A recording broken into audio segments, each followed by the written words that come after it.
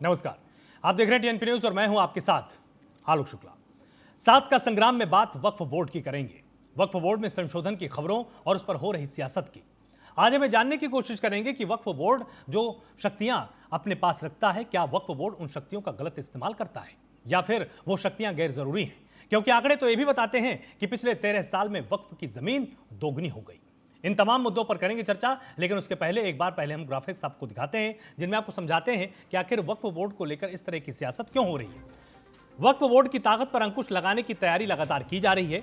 यह सबसे बड़ी खबर इस वक्त सामने आई और वक्फ कानून में संशोधन की तैयारी में मोदी सरकार है। इसी को लेकर विरोध की आवाजें अब सुनाई देने लगी हैं। वक्फ कानून में तकरीबन 40 संशोधन हो सकते हैं और इसी के चलते असदुद्दीन ओवैसी से लेकर तमाम मुस्लिम नेता इसमें आवाज उठाने लगे हैं। किसी भी प्रॉपर्टी को वक्फ संपत्ति बनाने का अधिकार वापस लिया जा सकता है। पहली बार 1954 में संसद में पारित किया गया था और उसके बाद इसको निरस्त कर दिया गया था। 1995 में नया वक्फ एक्ट संसद में पास किया गया था। इसके बाद पीवी नरसिम्हा राव वक्फ बोर्ड को काफी अधिकार देकर गए थे। 1992 में प्रधानमंत्री बने थे और वक्फ बोर्ड को जमीन अधिग्रहण के लिए असीमित अधिकार दिए गए थे कि मतलब किसी भी तरह की जमीन को अधिग्रहित करने के अधिकार इसको मिल गए। 2013 में कई संशोधन किए गए और वक्फ बोर्ड को ऑटोनॉमी भी मिल गई, इसको स्वायत्त किया गया। और इसके बाद वक्फ का मतलब है अल्लाह के नाम, तो अल्लाह के नाम पर तमाम जमीनों को अपने में शामिल करना। आपको बताएं कि दो तरह का वक्फ बोर्ड होता है, एक सुन्नी, दूसरा शिया वक्फ बोर्ड। मुस्लिम समाज की वो जमीनें जो किसी के नाम नहीं कहलाती हैं वो वक्फ की जमीनें बन जाती हैं। मतलब अगर किसी ने उसमें मालिकाना हक नहीं दायर कर रखा है तो उनको वक्फ अपने पास ले सकता है। मस्जिद, मदरसा, कब्रिस्तान, ईदगाह और मजार को इसमें शामिल किया गया है। मूल रूप से पूरे देश में 52,000 संपत्तियां थीं। इसके बाद धीरे धीरे इनका दायरा बढ़ा और 2009 तक 4 लाख एकड़ तक की 3 लाख रजिस्टर्ड वक्फी संपत्तियां हो गई। ये लगातार बढ़ती रहीं। अब 8 लाख एकड़ में 72,300 के करीब रजिस्टर्ड वक्फ के पास 16,713 चल संपत्तियां हैं। तो ये अपने आप में सवाल खड़ा हुआ कि आखिर 13 साल में वक्फ की जमीन दोगुनी कैसे हो गई।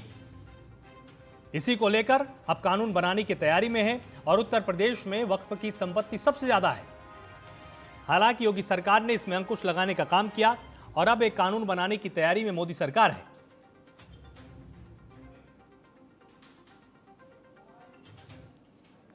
या मुसलमान भाइयों को कैसे उनके अधिकारों को छीना जाए, उनकी अधिकार जो मिले हैं, जिन्हें आज़ादी के अधिकार हैं या उनके स्वतंत्र जो अधिकार हैं, उनके अपने धर्म को लेकर के अपनी कामकाज की व्यवस्था को बनाए रखने के लिए।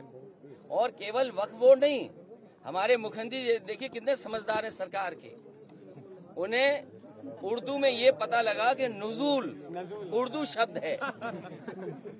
उन्हें समझाते रहे अधिकारी के नजूल का मतलब कुछ और है, लेकिन उन्होंने कहा नहीं, नजूल मतलब मुसलमानों की जमीन है ये।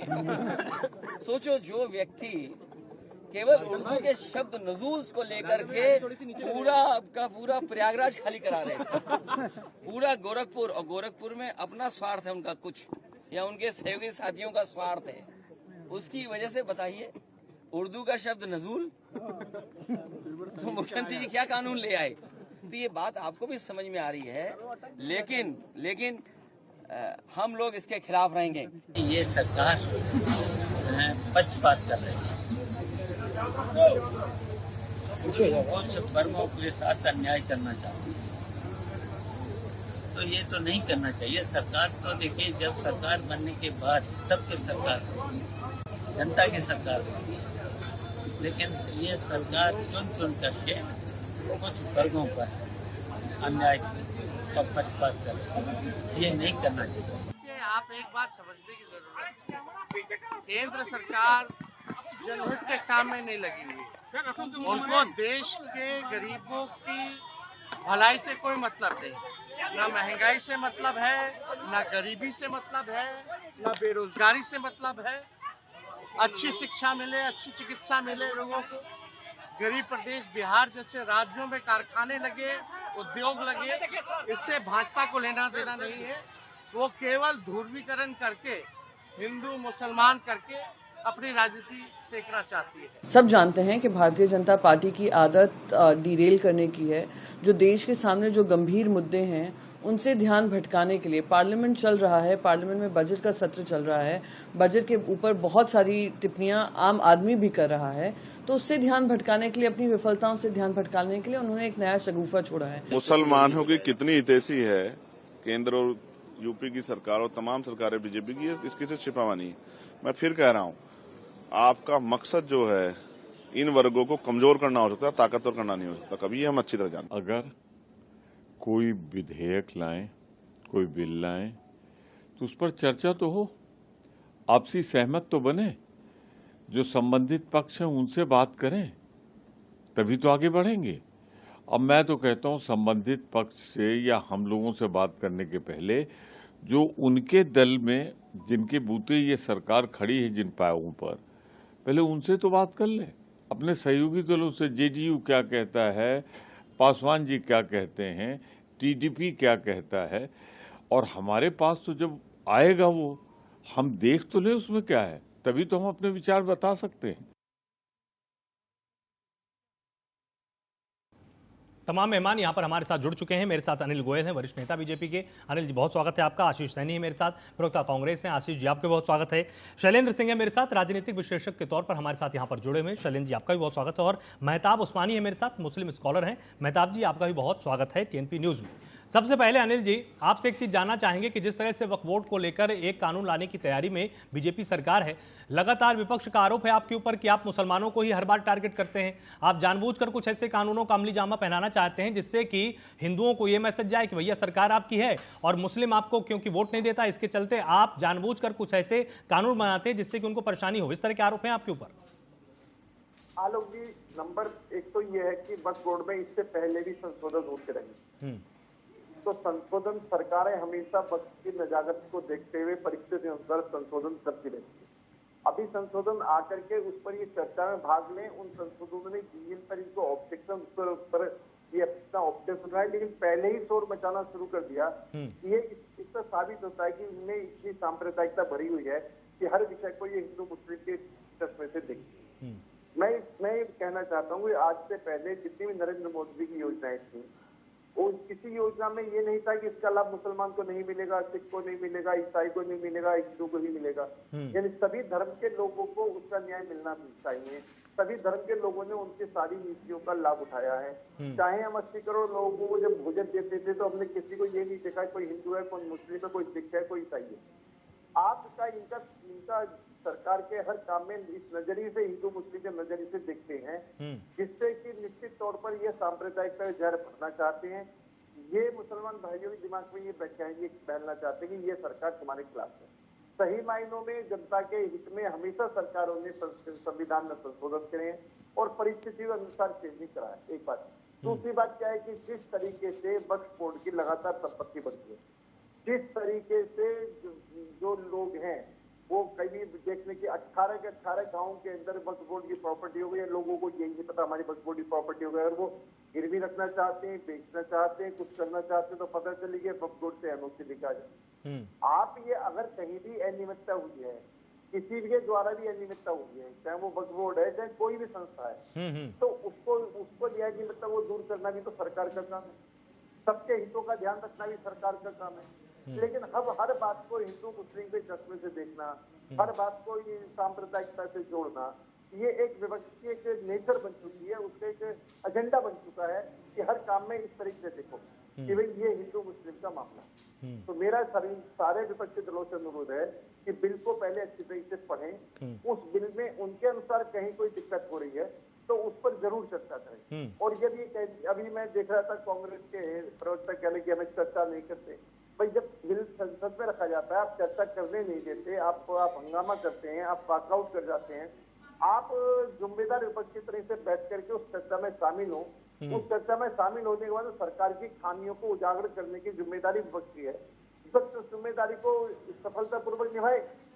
लेकिन ये नहीं है कि शोर मचाने से ही विपक्ष अपनी भूमिका पूरी कर देगा। विपक्ष को सही मुद्दों का, जो मुद्दे देश हित में है उनका समर्थन करना चाहिए, और जो मुद्दे देश हित में नहीं है उनके खिलाफ दमदार आवाज उठानी चाहिए। विपक्ष ये काम नहीं करता। महत्वपूर्ण जो समझदार विपक्ष की जिम्मेदारी वो निभाने के बजाय हर बात में सांप्रदायिकता झोंकना, हर बात में सांप्रदायिक के रंग से देखना, ये विपक्ष की एक ये बन चुकी है, नजीर बन चुकी है। हाँ। या विपक्ष की पहचान बन चुकी है।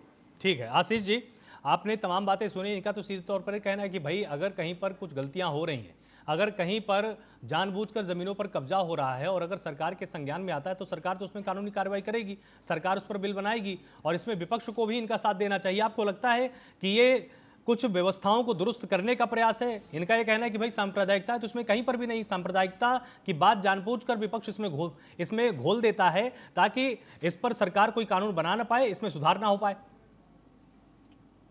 देखिए आलोक जी, सबसे बड़ी जो समस्या हमारे सामने जो देखने के लिए आई है वह समस्या ये है कि कोई भी बिल अगर सरकार लेके आती है तो वो बिल सदन में रखने के बजाय, विपक्ष के नेताओं को देने के बजाय, उस पर खुली चर्चा कराने के बजाय सबसे पहले वो इनके चुनिंदा अखबारों के जो संपादकीय है उन पे चला जाता है और वहां से एक एजेंडा फ्रेम किया जाता है कि हम ऐसा करने जा रहे हैं। भारतीय जनता पार्टी ने अभी, इनकी सरकार ने एक बजट लाए, उस बजट में पूरी तरह से फेलियर निकला, शेयर मार्केट डूबने लगा। तो इन्हें एक ऐसा एजेंडा चाहिए था जो अपने मतदाताओं को, उनकी आत्मा को खुश करने के लिए धार्मिक दृष्टिकोण से जो हिंदू मुस्लिम दृष्टिकोण दिखा रहा हो, ये एक मैसेज देना चाहते हैं कि देखिए पूर्ण संपत्ति बनाई है, हम उस पर कब्जा करने की नीयत से हम उनसे छीन लेंगे।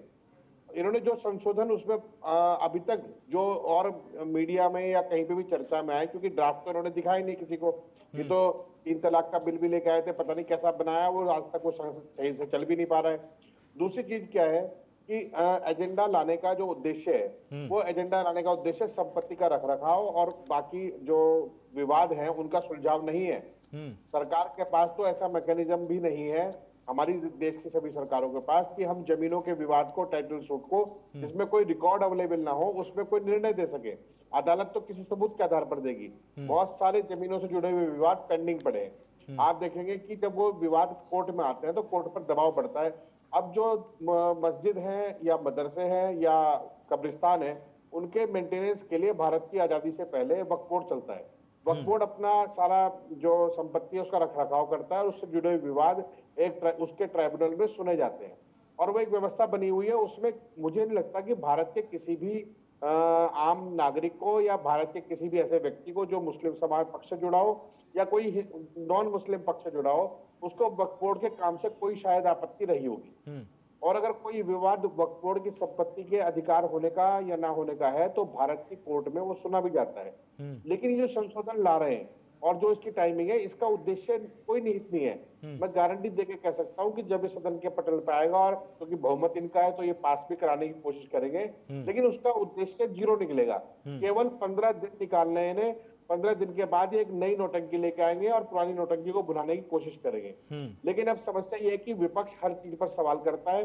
विपक्ष बजट के जो गलत एलोकेशन बजट का किया गया है उस पर भी सवाल कर रहा है, नीट परीक्षा पर भी सवाल कर रहा है, पेपर लीक से छोड़िए, अब तो हर कुछ सब कुछ लीक हो रहा है। अब ये इन्होंने तो इस सब चीज को ढकने के लिए केवल एक हिंदू मुस्लिम एजेंडा देश में लाए हैं। मैं आपके चैनल पर बड़ी जिम्मेदारी से कह सकता हूँ कि ये इसका कोई भी लाभ देश के किसी भी नागरिक को, चाहे वो किसी भी धर्म का हो, चाहे मुस्लिम हो, चाहे नॉन मुस्लिम हो, चाहे वो वक्फ बोर्ड से जुड़ा हो, चाहे वक्फ बोर्ड से ना जुड़ा हो, उसको कोई लाभ नहीं होगा। इसका केवल एक उद्देश्य है लीपापोती। लीपापोती 15 दिन तक चलेगी, फिर ये नई लीपापोती लेकर खड़े हो जाएंगे। एक सवाल मैं आपके सामने और रखता हूँ, मैं एक घटना का उल्लेख करता हूँ, 10 सेकंड का समय। अयोध्या में राम मंदिर के निकट एक बहुत बड़ी जमीन भारत की सेना के लिए रिजर्व की गई। रिजर्व करने के बाद उसका नोटिफिकेशन जारी हुआ कि इसमें भारतीय सेना का ही कोई उपक्रम बनेगा या कुछ भी बनेगा, नोटिफाई कर दी गई।